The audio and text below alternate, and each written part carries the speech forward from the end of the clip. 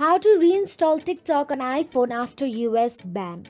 Since TikTok might be banned in the US, you can change your App Store country or region to download or reinstall it.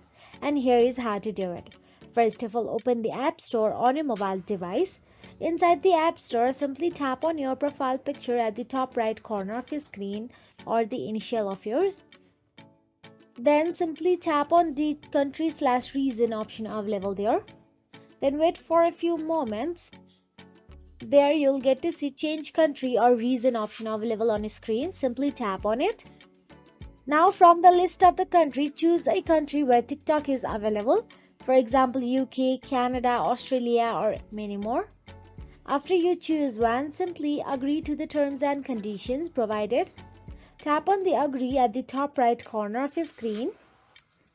Now after you agree to it, you'll have to fill in the payment details of the country you have selected.